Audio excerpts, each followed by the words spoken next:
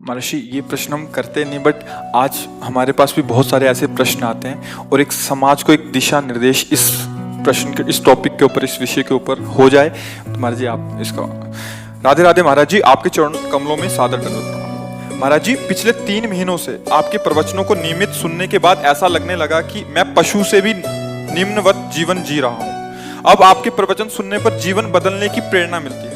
महाराज जी, मेरा शरीर पुरुष का होते हुए भी अलग अलग पुरुष शरीरों के साथ यौनाचार जैसे घृणित पाप कर्णों में रोज रोज लगा रहता था। अब आपके प्रवचनों से प्रेरित होकर कुछ समय से बड़ी मुश्किल से अपने आप को कंट्रोल करके रखा है, फिर भी मन बार बार वही सब करने को करता है। महाराज जी, वैवाहिक जीवन भी तलाक तक की नौबत आ चुकी है। महाराज जी, आप मेरी अंतिम शरणागति हो, कृपया मुझे इस पापाचरण से बचाने का सत्मार्ग प्रदान कीजिए। मैंने ऐसा निश्चय किया कि हर 2 महीने तक शरीर को पवित्र रखकर आपके दर्शन करने आया करूंगा, ताकि आपके दर्शन की प्रेरणा मुझे इस पाप कर्म से दूर रखे तथा इससे मुझे निवृत्त कर सके। पहले तो हम आपका धन्यवाद देते हैं कि अभी आप में इतना आत्मबल बचा है कि आप अपनी कमी को सभा में रख रहे हैं।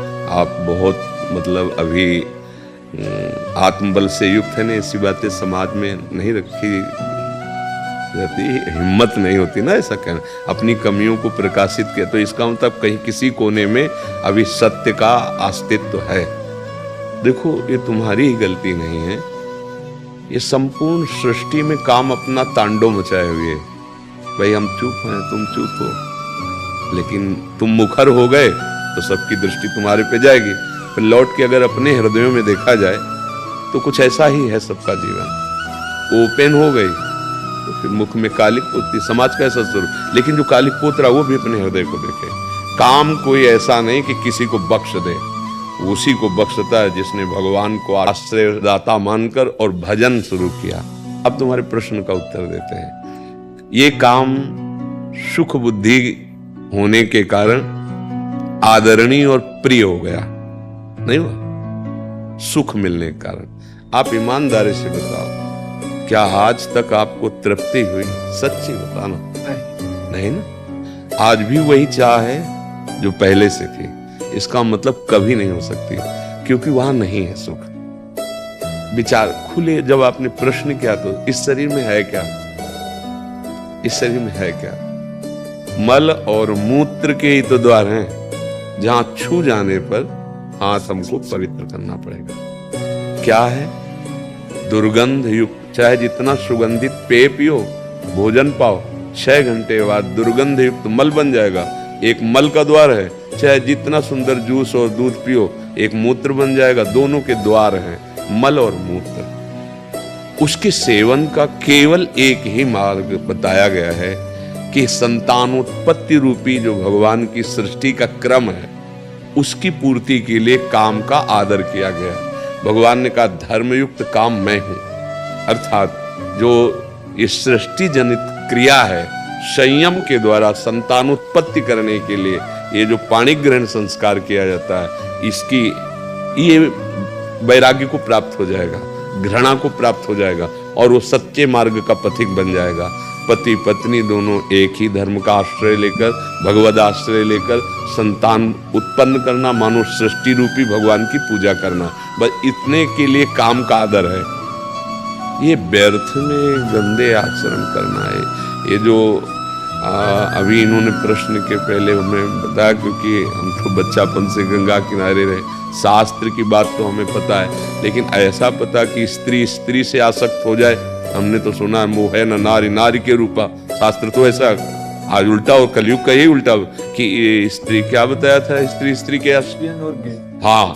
अब इनका तो मतलब हमें कहीं शास्त्र में परिचय ही नहीं मिला। ये तो मतलब कलयुग की देन हो रही है। देखो, यदि तुम्हें भगवान ने मानव दे दी है और सुख और शांति की इच्छा है, तो वो केवल भगवान की शरण में, भगवान के नाम में। नहीं तो जैसे मन समझाता है कि एक बार भोग लूं तो शांति मिल जाएगी, ऐसा मन कहता है कि जो इच्छा होती है एक बार तो यार देख लेते हैं। आपने अनेकों बार देखा है, अनेकों शरीरों को देखा है, ईमानदारी से आप कह रहे हो, फिर भी आपकी वृत्ति वही है। आज से अपने इस दगाबाज मन की सलाह को मारना सीखो, महात्मा बन जाओगे। कुछ नहीं बिगड़ा है। हमारे भगवान की ऐसी ही कृपा है, नहीं तो किसी का उद्धार ना हो। कितना भी बड़ा अपिचेत सुदुराचारो भजते माम अनन्य भाग साधुरेव समंतव्या। भगवान कह रहे साहब मैं उसे साधु मानता हूं, सम्यक व्यवसिता ऐसा। बस ये ध्यान रखना, इसका अर्थ समझ लेना। उसने बुद्धि से निश्चय कर लिया कि यार अब इसमें किसी में सुख नहीं है, हम जो सुख शांति पाना चाहते हैं वो इनमें नहीं है, वो भगवान में है। अगर ये जो आजकल चला है जीवन नाश की लीला, ये बहुत खतरनाक है। जैसे बच्चे गंदे आदतों में फंसते चले जा रहे हैं। अब नए नए लड़के 30 के हो गए, मुझे ब्याह नहीं करना, माता पिता कहते हैं नहीं। क्यों? क्योंकि उनकी रुचि स्त्री शरीर में नहीं, पुरुष शरीर में है। तो एक काम का आदेश केवल संतान उत्पत्ति के लिए है कि आप संतान उत्पन्न कर लेंगे, नहीं। तो ये जो शक्ति का नाश कर रहे हैं, ये जो अपराध कर रहे हैं, ये तुम्हारी दुर्गति कर देगा। तुम्हारे मनोरंजन के लिए थोड़ी तुम्हारा शरीर मिला है। तुम्हारे शरीर पर तुम्हारा अधिकार केवल सत्कर्म करने के लिए है। अच्छा, तुम अपने शरीर को नष्ट करो, हमारी सरकार को पता चल जाए तो आपको सजा मिलेगी? नहीं मिलेगी। आपके तो हमारा शरीर हम रखें या नष्ट कर दें तो देखो तुम्हारे शरीर पर भी तुम्हारा अधिकार यहाँ नहीं, यहीं की सरकार आपको अभी हथकड़ी डाल देगी। फिर अलौकिक सरकार, आप मनमानी आचरण करने के लिए नहीं, आपका स्त्री में राग नहीं है, आप ब्रह्मचर्य धारण करते हुए ऐसे तेजस्वी महान बनो, देश की सेवा करो, अपने आत्मा का उद्धार करो जो फंस गई है दुर्गति में। उसको ऐसा थोड़ी कि गंदी आदतों में फंसा के नारकी योनि, कैसे कैसे, मतलब आप थोड़ी देर विचार करो, कहां तुम सुख ढूंढ रहे हो, कहां ढूंढ रहे हो? अरे पागल उसमें सुख है। अच्छा, तुम यहां हमारे पास क्यों आए हो? कोई भी, हम क्या लगते हैं तुम्हारे? किस लिए आप यहां आए हो? हम आपसे अगर प्रश्न करें, भले आप उत्तर न दे पाए लेकिन उसका उत्तर हम देते हैं। आप इस बात के लिए आए हो कि जो मैं कर नहीं पाया वो आप कर लिए, जो मैं नहीं कर पाया वो आप कर लिए, इसलिए हम हाथ जोड़ते हैं और आपसे जानना चाहते हैं कि मैं कैसे निकलूं, जहां नहीं फंसना चाहिए वहां फंस गया। सार बात है ये, कुछ नहीं है। पांच भौतिक शरीर जैसे हमारा तैसे आपका, जो आप भगवान के अंश हो वैसे मैं अंश हूं। पर भगवान की कृपा से बचपन से बात समझ में आएगी कि बहुत जन्म बीत गए धोखे में, ये जन्म बिल्कुल धोखे। ठाकुर कृपा से लग गई ब्रक, 13 वर्ष की अवस्था से लेकर जैसे भगवान ने चलाया आज तक वैसे। ए भाई, हमारी बात जैसे तुमने बताई ना, ऐसे हमारी बात मान लो। हाँ, सुख मिला, वो सुख मिला जो त्रिभुवन में कभी कहीं नहीं मिल सकता, केवल भगवान की शरण में होकर। आप जैसे दुख, तो देखो किडनी फेल है, माँ के गर्भ से इसकी रचना हुई थी। पॉलिसिस्टिक किडनी ये रोग है जो माँ के गर्भ से वंशानुगत होता है। 35 वर्ष की अवस्था में प्रकाशित हुआ, 18 साल हो गए इसका दुख। अभी थोड़ी देर में डायलिसिस में जाएंगे, कोई दुख नहीं हो, पाई भर दुख नहीं। तुम्हें लग रहा है मैं दुखी हूं, मैं चिंतित हूं, मैं डिप्रेशन में? नहीं, ये मिला है। हर दुख सह करके उस सच्चिदानंद के मार्ग में दौड़ते हुए काम क्रोध लोभ मोह मद मत्सर एक एक की वृत्ति को देख करके इनसे बचाव पक्ष रखते हुए निकल जाना। हमें तो लगता है कि इनको स्त्री शरीर से प्यार नहीं, वो काहे को धोखे में किसी को डालते हैं। अरे उसके लिए तो दूसरा वर मिल जाता, आपने उसको स्वीकार किया, अब उसके प्यार का विभाजन उसको बर्दाश्त नहीं होगा। आप समझो उसके हृदय को कितना दुख हो रहा है कि वो जब जान रही मेरा पति ऐसे आचरणों से उसके, अब आपको क्या अपराध नहीं लग रहा? आप सोचो कैसे पापाचरण में उतरे हो, कहां उतरे हो। अभी चांद से निकलो। महाराज जी, जैसे आपने बोला कि विवाह की इच्छा नहीं होती, वैसे हमारे पास बहुत सारे ऐसे प्रश्न आते हैं कि वो विवाह नहीं करना चाहते, बट पारिवारिक इतना दबाव होता है कि वो क्या खुल के अपनी बात रखें? नहीं रखना चाहिए खुल के बात। किसी लड़की के साथ धोखाबाजी करोगे तो तुम्हारे, या कोई लड़की किसी पुरुष के साथ धोखाबाजी, तुम्हारी स्त्री शरीर में आ सकती है, तो खुल के बात करो ना, खुल के बात करो। दूसरे की जिंदगी के साथ खिलवाड़ क्यों करो? मान लो आपको वो जो, हमें तो शब्द याद नहीं, हाँ, तो आप किसी वर को आप वर्ण करें समाज और पिता आदि की दबाव के कारण, और आपको वो प्रिय है नहीं, फिर उसकी जिंदगी के साथ धोखा हुआ। या आप जो दूसरा शब्द है उस, हाँ, वो आपको लड़की प्रिय नहीं, लेकिन आप अपनी शान मर्यादा रखने के लिए, तो वो तुम्हारी मर्यादा रखने केवल चीज है क्या? वो तो पानी ग्रहण की अपने जीवन की हर आवश्यकता आपसे पूर्ति कराना चाहेगी। अगर ऐसा नहीं तो आप उसके साथ दगा कर, और फिर आप कहाँ गिर रहे हैं? आपका मतलब, मुझे तो इतना ऐसा लगता है कि भगवान ने बड़ी कृपा कर दी। यदि तुम्हारा ब्याह में मन नहीं, तुम्हारा स्त्री में आसक्ति नहीं, तो जीवन भर इसी से डरते रहा जाता है। महात्मा बनकर भी इसी बात से डरते रहा जाता है कि कहीं हमारे कदम फिसल न जाएं। और उसको रुचि नहीं, अरे यार महात्मा बनने में क्या दे रही है? तुम पैंट शर्ट में महात्मा रह सकते हो, ब्रह्मचारी रहो, खूब व्यायाम करो, भगवान नाम जप करो, नौकरी पेशा करो, समाज सेवा में लगा दो, जीवन कृतार्थ हो जाए। काहे को गंदे? महर्षि, बात यहीं तक रुक जाए तो ठीक है, बट जैसे आपने बोला स्त्री में रुचि नहीं है बट पुरुष में है। अरे ये, हाँ, ये माया का बहुत मलिन फंदा पड़ गया।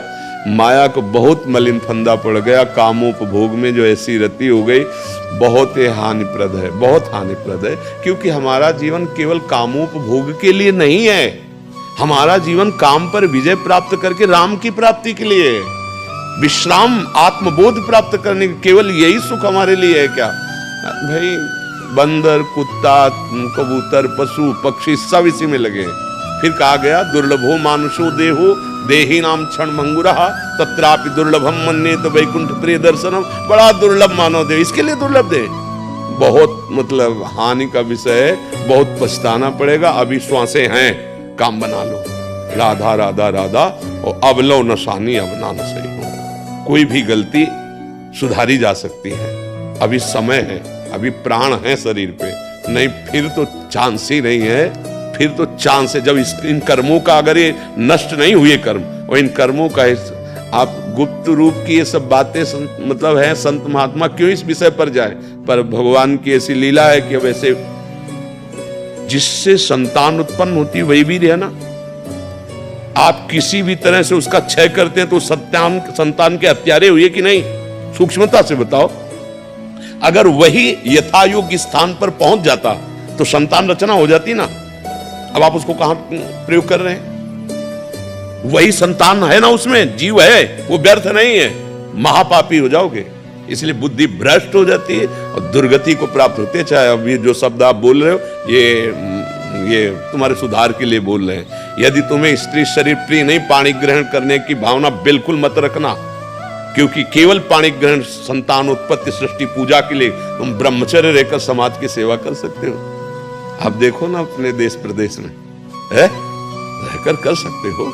आप एक तेजस्वी तपस्वी हमारे देश के वीर जवान हो सकते हो, देशभक्त हो सकते हो, भगवान के भक्त। आओ दिव्यता की तरफ, पशुता की तरफ क्यों जा रहे हो? चाहे माता बहन हो, चाहे पुरुष हो। यदि आपको ऐसा नहीं तो आप अपने घर में रहकर ब्रह्मचर्य पूर्वक तपस्या आराधना करो। एक से एक देवियां महाभागवत हुई जिन्होंने भगवान को अधीन कर लिया है। ऐसे नार की बेमतलब चेष्टाएं, बेमतलब क्रियाएं, तो बेमतलब जीवन व्यर्थ चला जाएगा भाई, इसमें कोई सार नहीं। अगर अग्रस्त होकर उसके अंदर काम वेदना आती है, वो अपनी पत्नी को स्वीकार करता है तो कोई पाप नहीं, क्योंकि धर्म से उसने अग्नि को साक्षी करके वेद मंत्रों के द्वारा पाणी ग्रहण किया है, भगवान को साक्षी किया है। अगर वहां तो उसका, लेकिन अन्य, ये बहुत बड़े पाप की बात है भाई। हम तो प्रार्थना करते हैं कि आपकी बुद्धि बहुत जल्दी शुद्ध हो और आप इन सब दोषों से मुक्त हो जाए। महाराज जी, इसमें एक और प्रश्न था महाराज जी, जैसे क्या स्वभाव को परिवर्तित किया जा सकता है? ये भैया, आप स्वभाव ना परिवर्तित करें तो भागवत प्राप्ति कैसे करेंगे? अरे भाग्य का परिवर्तन, स्वभाव का परिवर्तन, ये कोई खिलवाड़ का मार्ग थोड़ी, परमार्थ का मार्ग है। जो नर होए चराचर द्रोही, आवे सभय शरण तक मोही, तज छल कपट मोह मद माना, करो सत्य ते साधु समाना। वृंदावन में बैठ के बोल रहे हैं, केवल ये राधा राधा जपे हो, आज के बाद अपने नियम का पालन करें। पीछे वाले को आग लगा देंगे, कैसी बात करते हो? हम किसी के बल से बोलते हैं, हम कोई प्रवचन थोड़ी केवल कर रहे हैं। और जीवन का परिवर्तन ना हो जाए, दिव्यता ना। हाँ, अब सावधानी की बात कह रहा हूं। पीछे जो हमारे देह रचने के समय कर्म बनाए गए, उनमें सुख और दुख का संयोग रहता है। जैसे ये किडनी फेल, हम किसी भी दुख का तारतम्य न जोड़ें, वो पहले से निश्चित है।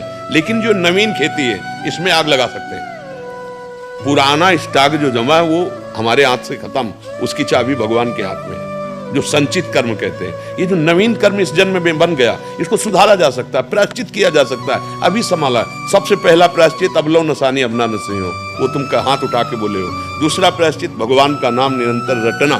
तीसरा, जब हम भगवान के आश्रित हैं तो वो अहम त्वाम सर्व पापेभ्यो मोक्षयिष्यामि मा शुचा, मुनि के बल से कहते हैं। भगवान कह रहे ना मेरी शरण में आ जाओ, अहम त्वाम सर्व। गलती बच्चों से ही होती है हमारी दृष्टि में, हमारे भगवान की दृष्टि में आप बच्चे ही हो। जब शुद्ध ज्ञान नहीं है तो चाहे 80 साल के हो, बच्चे ही तो हो। ये कौन खेल खेलता है? बच्चे ही तो खेलते, बच्चे अज्ञानी हो, अभी अज्ञानी, अब जग रहे हो, हम तुम्हारा सहयोग करते हैं। यहाँ आशीर्वाद मांगने की जरूरत नहीं, सतमार्ग में तुम चलो, जान की ताकत लगा देंगे। जो हमारे जीवन में जितना है, हम इसीलिए बैठे हैं, इसीलिए बोलते हैं। हमारा उद्देश्य केवल है कि हमारे देश, हमारी समाज समझे अध्यात्म किसे कहते हैं और आशीर्वाद किसे कहते हैं। ऐसे नहीं जा आशीर्वाद, नहीं जाओ, तुम्हें डांट के भगा देंगे, फिर इसके बाद परिणाम देखना कि तुम्हारे जीवन का परिवर्तन होता है कि नहीं। तो कटु व्यवहार, कड़ुआ शब्द अगर तो समझ लेना कि हमारे समन किया जा रहा है पापों का। अगर हमें ड्रामा करना हो तो मीठे मीठे बातें बोल के तुम्हें निपटा सकते हैं, लेकिन हम फिर समय क्यों दें तुम्हें? सबसे बड़ी कीमत समय की होती है। यही समय हम एकांत में बैठकर अपने लाडली लाल के चिंतन, लेकिन हम आपको समय देते हैं कि आपकी बिगड़ी सुधर जाए। हमारी बात मान लो, परम कल्याण का मार्ग है। न जंतुर बनाने की जरूरत है, ना किसी का हाथ रखवाने की जरूरत है। बात मान लो, भगवान तुम्हारे साथ है, और क्षमा इसलिए कर दें कि हमारे बाप हैं, वो हम उनके अंश हैं। ये नहीं डरना कि अब हमारा क्या होगा। अगर हरि शरण में आ गए तो देखो, आप चरित्र पढ़ के देखो कि बड़े गंदे गंदे आचरण करने वाले महात्मा बन गए। चरित्र हमारे भगवान ऐसे करुणामय न होना तो हम लोगों की बस नहीं है। कहाँ वो अव्यक्त अखिल ब्रह्मांडों के स्वामी, और कहाँ हम एक शरीर पे आसक्त जीव, भला उनको कैसे? पर उनकी कृपा से। तो वही कृपा आप पर भी है, क्योंकि आप भी उनके बच्चे। बस नियम से चलना। और नाम जब शुरू किया कि नहीं? जैसा गाड़ी चलाते हैं, नहाते समय, जब वृक्षों में पानी डालते समय नाम जप करता हूँ, और जैसे आपका प्रवचन सुनता हूँ रात में, उसके बाद राधा नाम का जो कीर्तन है वो सुनता हूँ। बस धीरे धीरे काम बनता जाएगा। अच्छा, कोई नशा और ये सब आज तक जीवन में ना शराब पी, ना अंडा खाया, ना मांस, ना मटन, ना जीवा। हाँ, कोई न कोई दोष हम, कोई न कोई दोष नहीं, कोई बात नहीं, इसमें दुखी हो। कोई न कोई दोष गिराता है, किसी को कोई दोष होता है, किसी निर्दोष तो है नहीं कोई। निर्दोष तो ब्रह्म है, या जो ब्रह्म आराधन में है। नहीं भाई, बहुत तुम्हारा आदर हम करते हैं, इसलिए पहले धन्यवाद दिया। आप अपने जीवन को सुधारिए। और आज सुनो, प्रसन्न होके देखिए, आज से आप बल देखिएगा, सहयोग कैसा मिलता है ये खुद देखिएगा आज से। ये जब जबान से नहीं, अंदर से।